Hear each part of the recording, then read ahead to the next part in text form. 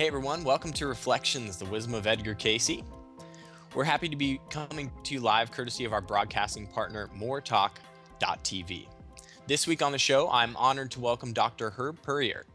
Dr. Puryear is a former staff member of the ARE who served both as Director of Education and Director of Research.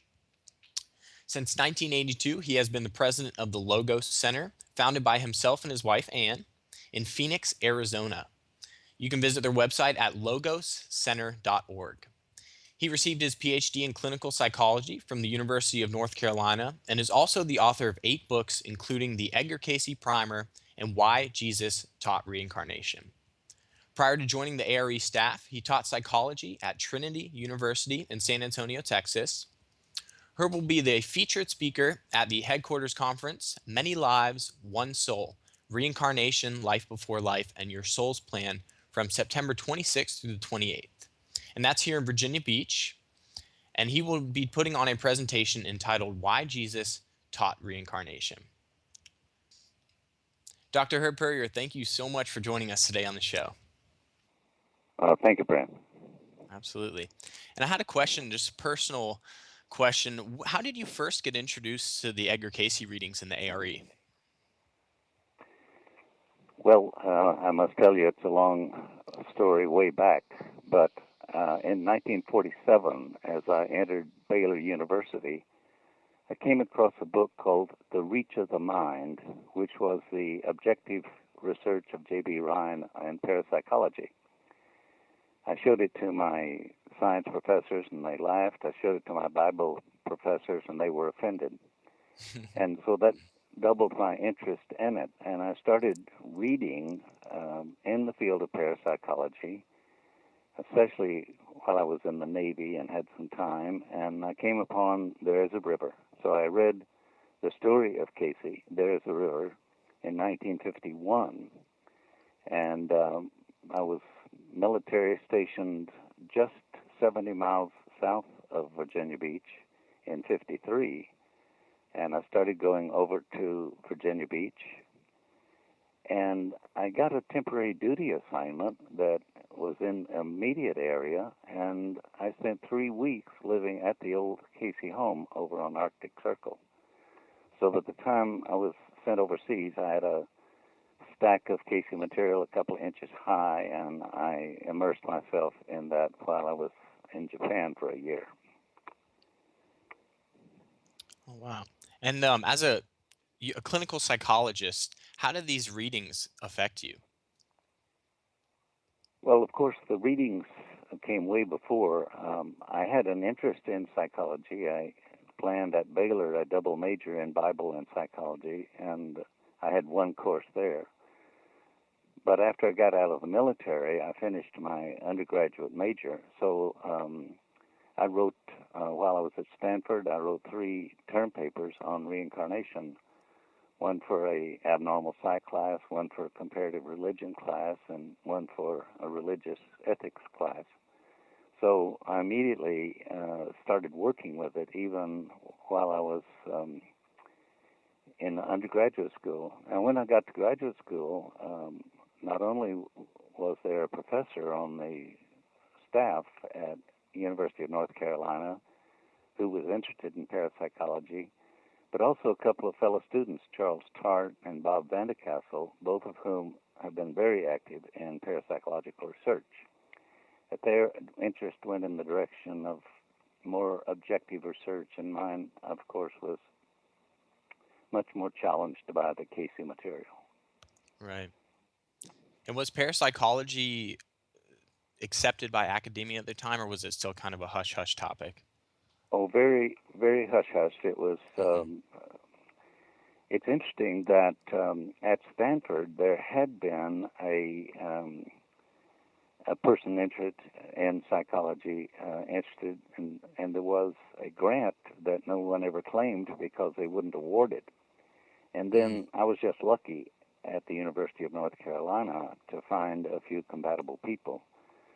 But then and to this day, academia and the whole scientific community is very opposed to this. Right. Not because there aren't the facts there. The facts are there, but they're worldview causes them to refuse to even look at it. Right. The development of the scientific movement, let's say back in the 14th, 15th century, was necessary to move away from the authority of the church. But in the process of that, by the 20th century, that whole movement had become very atheistic, which is unnecessary and unfortunate. But when we speak of science, people don't separate the scientific method, which is doing objective research and study, from the scientific worldview, which is just an assumption that there is no God and that there is no spiritual quality to human beings. So the scientific worldview actually is very non-scientific because it's a closed system instead of saying maybe there's more we have to learn. Right. Right. And do you think things are changing when it comes to the scientific community and this kind of blend of science and spirituality? Do you see changes taking place? Well, there are changes, but they're cyclical. In the 70s, let's say, there was tremendous growing interest in openness and a lot of effective research. And then the 80s came, the moral majority, and the pendulum swung back, and there was a closing down again of it. Everyone must understand that the stakes are very, very high in this field. Once we admit parapsychology and especially reincarnation, the whole Christian church, nearly 3 billion people, including the children of Abraham, Muslims, Jews, and Christians, everyone the paradigm shift, everyone's back to zero, and the church loses so much power over people. The reincarnation idea, in contrast to if you go to church and do what we say, you can go to heaven. The reincarnation idea is a great leveler. It doesn't put any religion or any one people's, and so the resistance to it, both in scientific tradition and church tradition, people lose a lot of power and prestige and money and influence by embracing these ideas. So there's a tremendous psychological, emotional resistance to it, instead of just looking at the facts. As a matter of Right. fact, Edgar Cayce said, to the mind of the masses, documentation or facts are nil. They don't mean anything. Right. And I wanted to dive in a little bit into your background with the ARE. I Yes. understand you were the former director of education, also the director of research at the ARE. Were there any highlights that really stick out in your mind about holding those positions? Well, I was there 14 years, and about half the time as education, half the time research. Um, to me right now, the highlight, the greatest thing that I think that the ARE has ever done is to put the Casey readings on CD. Right. And they were working on that back and forth, and it was being resisted at the time. Many of the top-level people didn't want a full copy of the readings ever to be available anywhere except at Virginia Beach. And So why there was a was lot that, of if you don't mind me asking? personal um, Personal. narrowness about getting that out. For me, the as was developing with the Transcendental Meditation course, for me, the development of a stronger emphasis on meditation was really important for the 70s there. Right. And why would you say meditation is so important if you could kind of pinpoint it to something? Well, the Casey readings say the study of self should be the greater study of humankind. And then it says especially the subconscious or subliminal self. And the way we may effectively get in touch with the subconscious is through meditation and dreams. And of course, hypnosis. There is a River, says the story of Edgar Cayce, belongs to the history of hypnosis.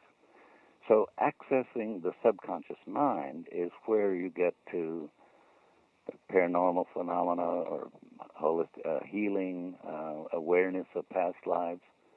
And meditation and dreams are the sort of royal road to putting aside the ties to the waking senses and getting in touch with those parts of our system, mainly the autonomic nervous system and the endocrine system, that are the sensory systems for awarenesses of other dimensions, other planes of consciousness, telepathy and clairvoyance and so on.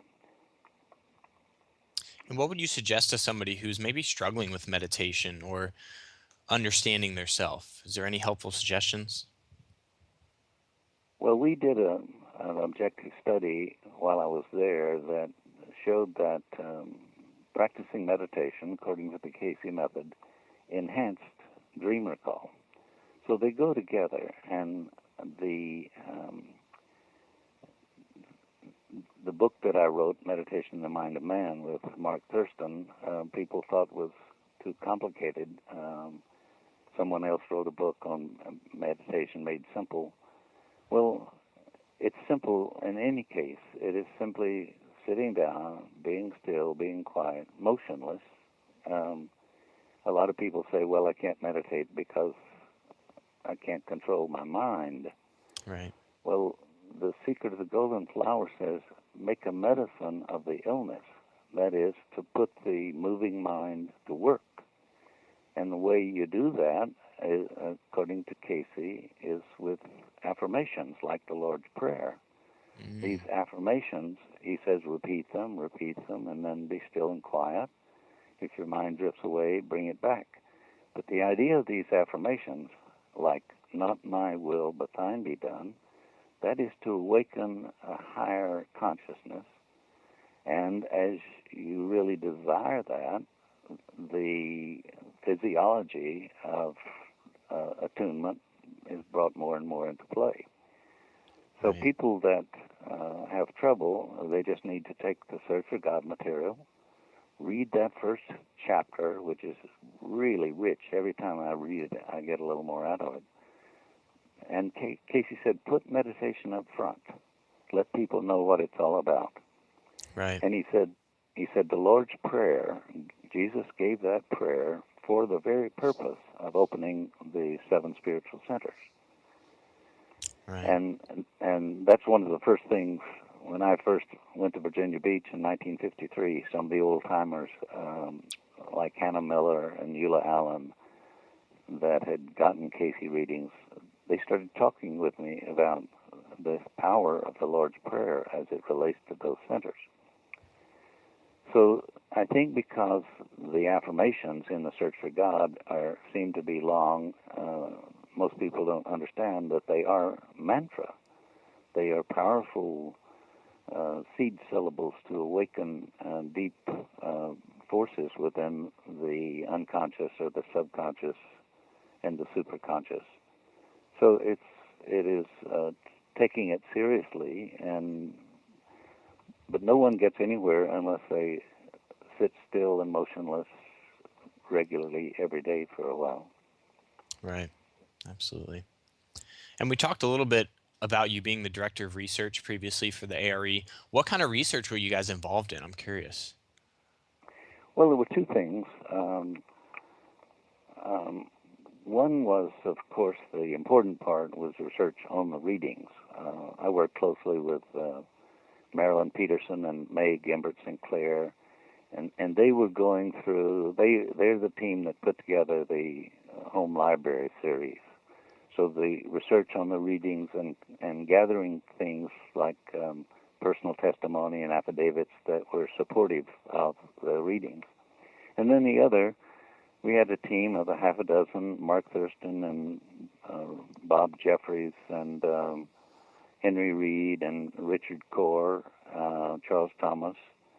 We designed several research projects in which members, ARE members, participated.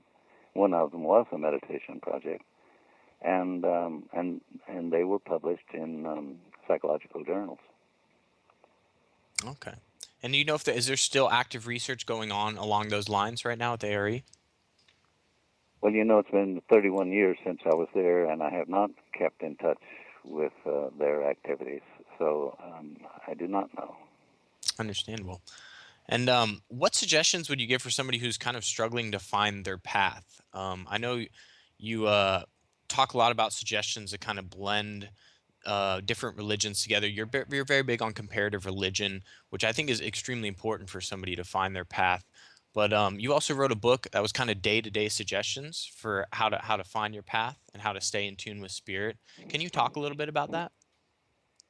Well, there was a great metaphysician in Los Angeles, Hollywood, named Manly Palmer Hall, Mm-hmm. and he said, unless a student has stayed with a course of study for 10 years, they haven't even given it a try. Oh And wow. so we don't want to be butterflies. We do learn by comparison. Casey, the source, says that. We learn by comparison. But one should take a book like There's a River, and then Sidney Kirkpatrick's book on Edgar Cayce, Modern Seer, Psychic, Harmon Bro's book. There are half a dozen biographies. But if you read that and find it, um, about reincarnation and Cayce's psychic ability, then you need to go a step further. Um, Read a couple of the secondary books, like Gina Sermonara's book, Many Mansions, was big Mhm. back in the 50s. Stories about past lives. But to get into a Search for God group, and then there's presently a huge book. I would say the second most important book in the world. There's a huge book called the Edgar Cayce Companion, and the author of this has done a wonderful job in pulling together extracts from an array of the specific subjects that Cayce so often addressed. And so it requires you to be somewhat of a student. I've I've talked with people. They say, "Oh, Edgar Cayce. Oh, I read all his books."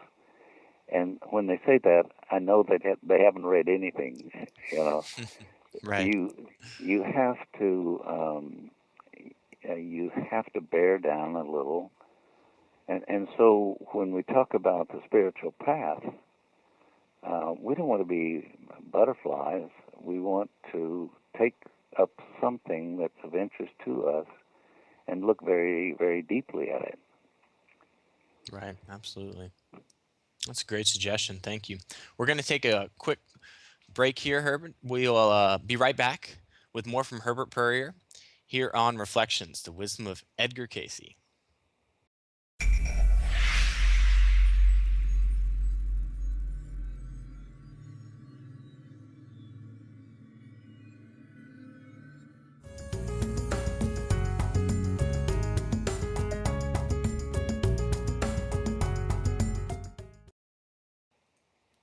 And welcome back to Reflections, the Wisdom of Edgar Cayce. Today on the show, we have Dr. Herbert Puryear, and we were talking a little bit about the Edgar Cayce Companion, and you suggested for Edgar Cayce scholars and anyone who's interested to go out and read that one. You also wrote a book called the Edgar Cayce Primer. What was the process of writing that book, and how did you decide what you were going to cover as far as topics in that book? That's a very important consideration for me. In the 70s, I was traveling. There were at least 20 cities that I visited once or twice every year, doing workshops and working with study groups. And I discovered I would go back in a city maybe 2 or 3 years later, and some of the people I had met previously and gotten excited about knowing had moved on. And then I discovered that people would become members of ARE, drop out after 2 or 3 or 4 years. And so I had the idea maybe if they had an ongoing better chance at looking exactly what the readings were about, they would stay members longer and stay with the work longer. So I asked if I could, membership, if I could write a monthly lesson. It was called Covenant, and for 36 months, 3 full years, there were those uh, 4-page newsletter type articles. And from that, I've just picked um, what I had experienced. My idea was, what have I learned at this point? I've been in it a while. What have I found really of interest? So I made the outline of those 36 topics. And then initially, I did not do any research because, again, I was saying I want to speak from a point of view of a person who's been in it a few years. So I dictated the lesson. Maybe it was 28 or 30 pages, and I had to rewrite it several times to get it back to the 17 that were required for the newsletter. So I started out with what I had learned up to that point, several years in ARE. And then I did add verbatim quotes where they were appropriate, but I just tried to say, this is what I've come to understand about the basic topics and the basic premises of the readings. Now, I did have at that time a doctorate. I had a background in psychology. I had a sense of what a personality theory ought to be like, what things ought to be covered in it, what issues should be addressed in understanding ourselves. But I just dictated those, and then Dick Abrams, God bless him, he was in the publishing industry in New York City, and he took those 36 lessons to Bantam, and they put it into the book in the present form, the Edgar Cayce Primer, with about 27 of the lessons instead of all 36. But it was out of my sense that people were getting into the work and then leaving it without ever having a real understanding of what it was about. And then to my surprise, instead of newcomers saying, oh, I just read your book, I've decided to stay with ARE, I got letters from people say, I've been in ARE 15 or 20 years, and I'd never gotten clear about this up till this point. Oh, wow. So it was That's helpful great. to people of all levels of interest.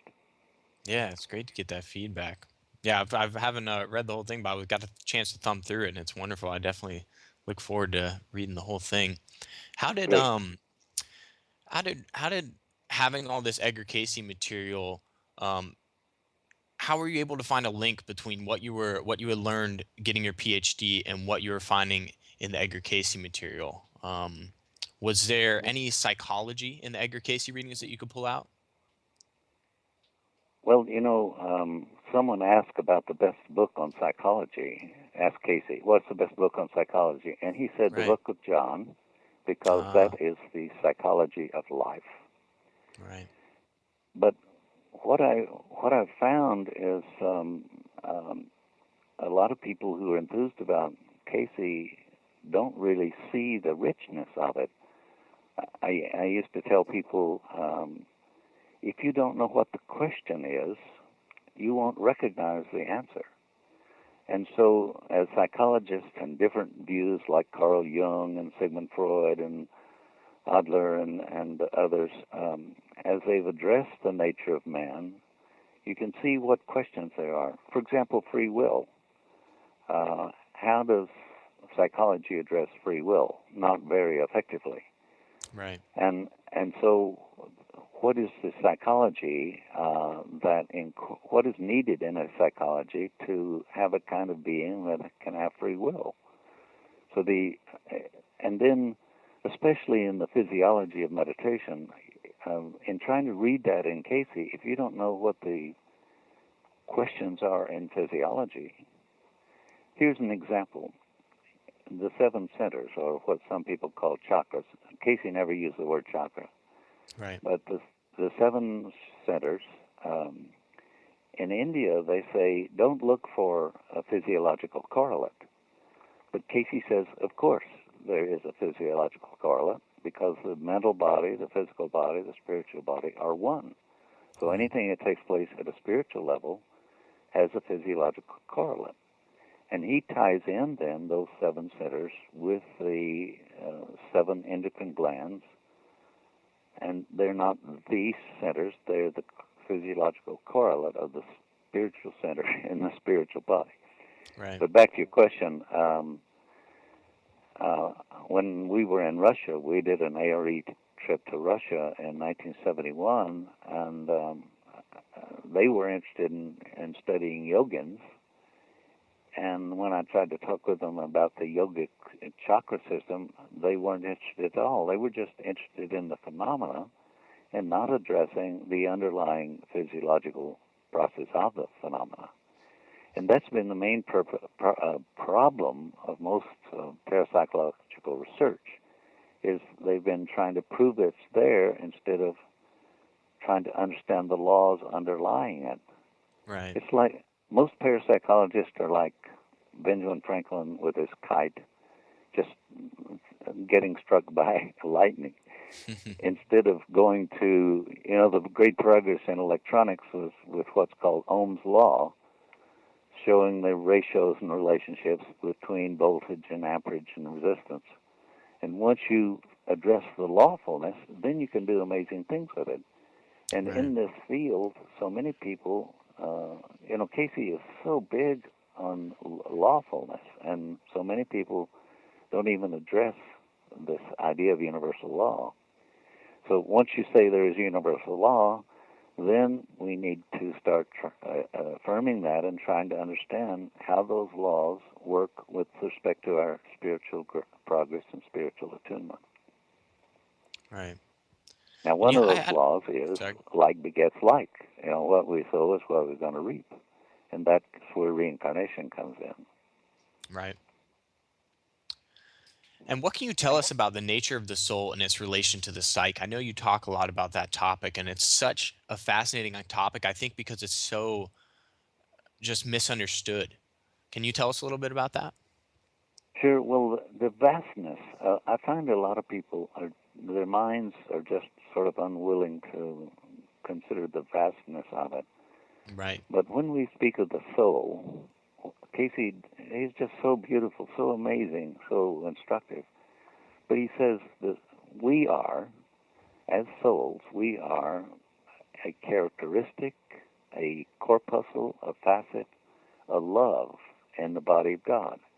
So as God beings, we are participants in the God beingness. The church and science say the church says there's a God and then there's other kind of stuff. But Cayce says there's only one kind of stuff. It's all God. Right. So in the beingness of God, we are eternal beings. Cayce says anything that has a beginning will have an ending. The church says we'll live forever, but where do we begin? At conception or at birth or what? So there's, as participants in the beingness of God, we as souls have always been and we will always be. And then what we understand, if we can step way, way, way back and get a sense that we went astray as spiritual beings in the spiritual plane, and that the physical universe, and especially now the planet Earth and the solar system, the planets of this, are a school where we have a chance to wake up and remember who we are. But the movement on that, when people say, oh yeah, I believe in reincarnation, but I'm not coming back, I just know they don't know anything at all about the journey of the soul and what it is we're about and what being on the planet Earth can possibly mean to us. And we're way, way ahead of other systems. Cayce says there's soul entanglement throughout the universe. So we're way ahead because of the man Jesus. 2,000 years ago, he established a path for us, a pattern. And he says, I go to prepare a place for you. So to be incarnate in the planet Earth is a really wonderful thing for any soul. Absolutely. And like Casey, your groundwork is your foundation is really in Christianity, and you talk a lot about the Bible. Um, what? I'm sorry, I lost my train of thought there. Well, let me comment on it. Yeah, Um, absolutely. we speak of comparative religion, and that in an attempt to be broad-minded, we say, Christians have their Jesus, and the Buddhists have their Buddha, and Islam has their Muhammad. It's like saying at the Olympics, this guy's a world champion for America, and this is a world champion for Islam. No, at the Olympics, there's just one people and one champion. And so it sounds really biased to say that Jesus is the champion there. But the Cayce material, putting aside Christianity, because I think one of the biggest problems in the world is Christianity. I've been telling people, don't try to become a better Christian. Try to become more Christ-like. Right. And so when we look at the Cayce readings and all of the documentation and all of its openness to the peoples of the world, including other religions, he simply says, this man, our brother, the brother of all 7 billion of us, did it in a way and the way in which he did it is Jesus went about doing good. He didn't achieve enlightenment and in some distant monastery. He went about doing good and healing people and counseling people. And the word manifestation, he was manifesting the love of the Father, which is the kind of motto on the library building out there, that we make manifest our love for God and fellow man. So the fact that a lot of people think that the Bible limited Cayce, and yet Cayce says so many things that are contrary to the Bible, as Jesus did, contrary to the Old Testament. They said, why don't you observe the law of Moses? And Jesus said, that's not the law of Moses, that's man's laws. So much of Judaism of the time was not, Jesus himself says, it wasn't given by God, it was constructed by man. And that is certainly true for most of the theology of Christianity, both Catholic and Protestant.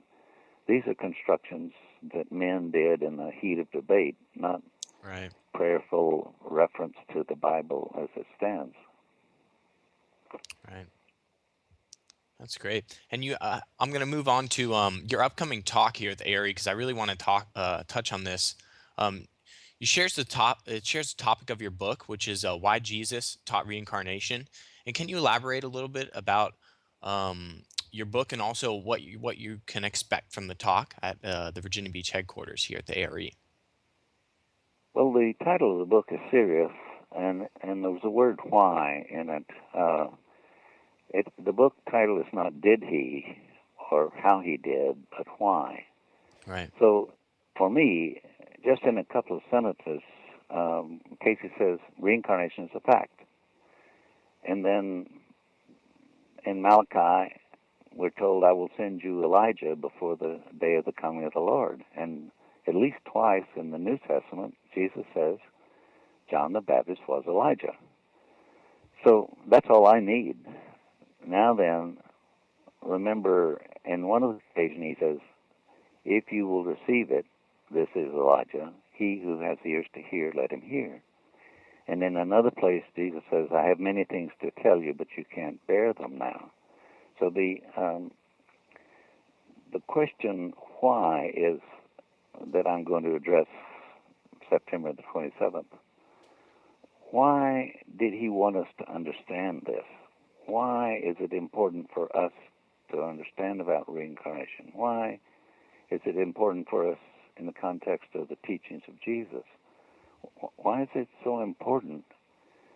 A lot of people say, "Oh yeah, I believe in reincarnation, but I don't want to dig up my past lives," and that just so entirely misses the point about why it is so important to know, as Jesus said and Cayce says, from whence we came and whither we're going.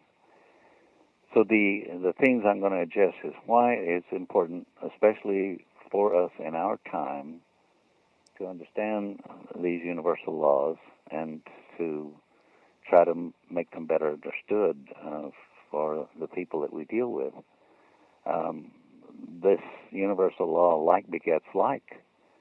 How can we just deliberately say we're going to invade Iraq because we're afraid, and then not, if we're going to live with the sword, okay, and Jesus says it twice, You live with the sword, you die with the sword. So this country needs to understand, as the greatest producer of armaments in the world, that we're living by the sword. Right. The greatest number of gun deaths. Imagine in Arizona, more people killed by firearms than are by automobile accidents. One of the 2 or 3 states when that's so. Wow. In Arizona, some people think everybody ought to carry a gun around.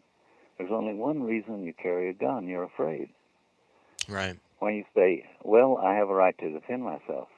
Well, why do you feel you might have to? Because I'm afraid that. And the very outside, do you know the very first words that Adam said, recorded in the Bible? We hid because we were afraid. Right. And one of the great things that Jesus said is, be not afraid. And so if we're fearful, the law says that we fear will come upon us. That's a universal law, and that's part of, I'm trying to illustrate why it's important to understand what he taught. But without reincarnation, it seems like you can live with the sword and not die by the sword. Right. But it comes back to haunt you another time. Right.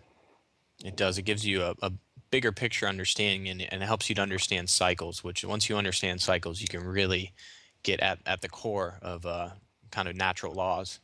But we're going to take Exactly. another quick commercial break.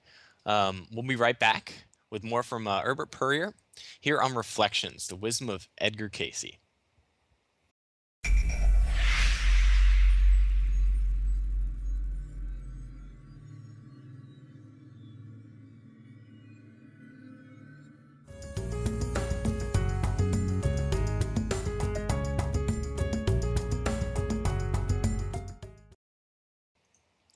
And welcome back to Reflections, the Wisdom of Edgar Cayce. Joining us today on the show is Dr. Herbert Puryear.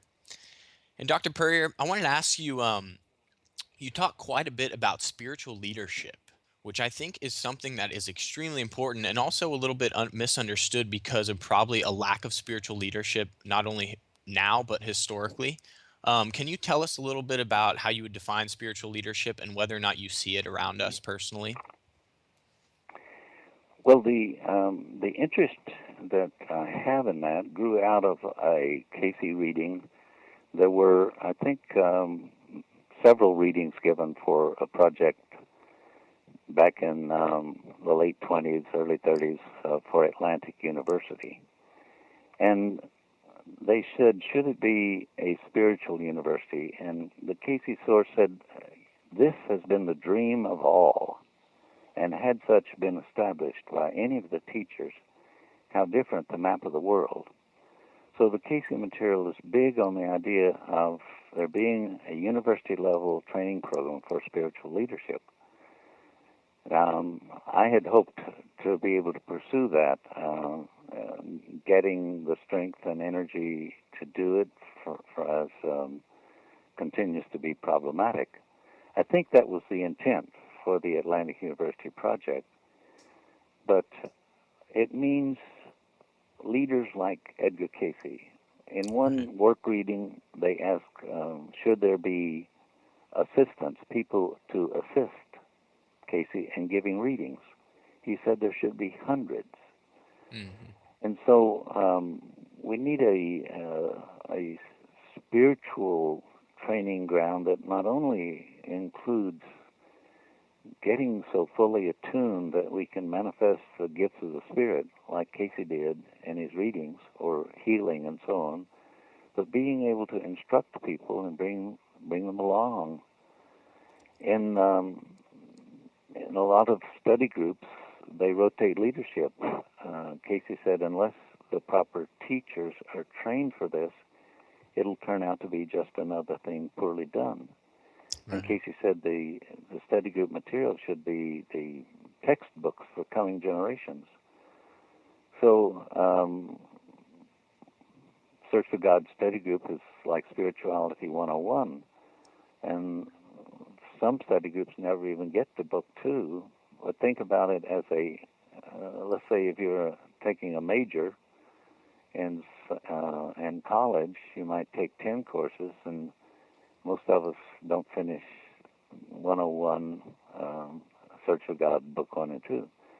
So the idea to change the world would be, and Cayce manifested some of the gifts. He said in Corinthians, 1 Corinthians 12, you have an excellent list of those gifts: the gift of prophecy, the gift of healing, the gift of teaching, the gift of administration. But it takes people who are committed to a deeply spiritual ideal, who are willing to do those spiritual practices that awaken a full attunement with the Spirit, and then to have the knowledge of being able to share that with others in such a way that they can further share it. I'll give you an illustration of how I had hoped this would develop. If one person could so work with 10 people that they would be strongly enough changed that each of them would work with 10 others. So it'd be 1, 10, 100, 1,000. It just takes 11 or so steps to exceed the population of the world. So if Wow. if there were just those awakenings that are deep enough to excite others to take those steps. Right. Now that doesn't occur, then we have to address what are the forces that keep us from waking up. And part of those are scientific atheism and theism of the Christian church, and Muslims as well, Jews, Muslims, Christians, all theism, which put God at a distance instead of within each of us as God beings. In the Bible, Old Testament, New Testament, Jesus, very clear, we are children of the Most High. But the church wants us to deny that, because once we're independent like that, we're not under their power. Right. And I don't think that anyone particularly addresses that directly, but just talk with someone. Like if you'll talk about universalism, that the idea that eventually all souls will be saved. Some evangelical Christians will come almost to the point of fighting with you. It makes them so angry. So there's a fearfulness, emotional fearfulness about coming into a better understanding of these laws. And, of course, the field of parapsychology and psychical research, it is a complicated field, but especially the Edgar Cayce readings give us a really sound, firm foundation for pursuing that path and making a lot of progress on it. Absolutely. And we've talked quite a bit about kind of the mind-body connection and how physiology is very much linked to spirituality. Do you have any health tips that have helped you, maybe from the Casey readings, maybe elsewhere, that have just helped you to stay happy and healthy throughout your life? Well, yes. In one place, Casey says, from nature, we can learn all we need to know about God. And he encourages you, you don't have to go out into the woods. But this morning, I got up and sat outside on the back patio and took a swim and looked at the birds and enjoyed the clouds and the sunrise. And so getting close to nature. Another thing is seeing God beingness in every animal. Casey, this sounds so wild, but it's so exciting. He says every atom has a mind and a consciousness. There's a technical word for this, panpsychism. Panpsychism says everything has consciousness, and to see God beingness in other animals. And then you do have to, there's a part of the body that's active and ready to fight and flight, and there's a part that's ready to be attuned, and you have to be still and quiet and have those moments of stillness with the high ideal. The Cayce says the most important thing is to know what your spiritual ideal is.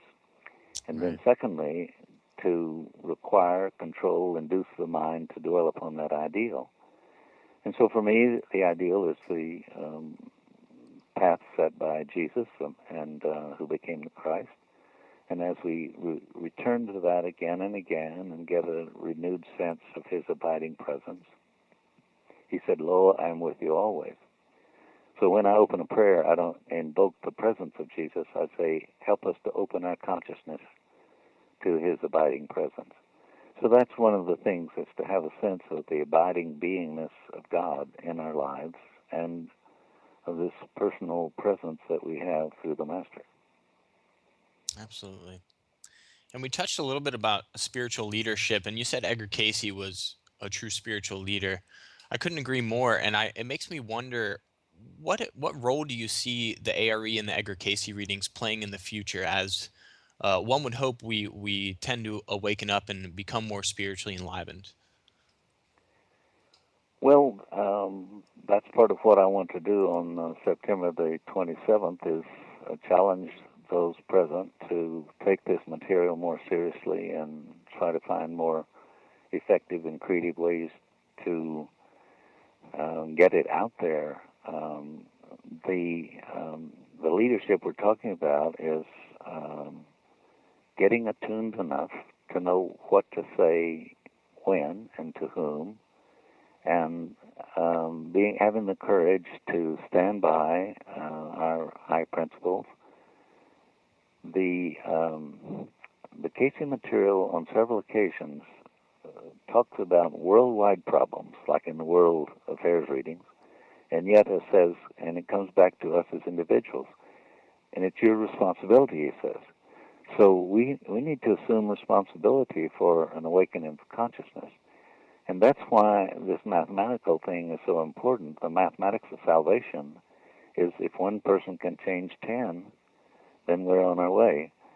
So it's not a little leaven leavens the whole lump, says Cayce. So getting more excited about the truth and getting more excited about working with it in our own lives and getting more excited about how to share that effectively with other people, and generating creative contexts of different kinds in which that sharing can take place. That's part of the leadership. But there was a Cayce reading in the work readings that said centers should be established in all the major cities. Right.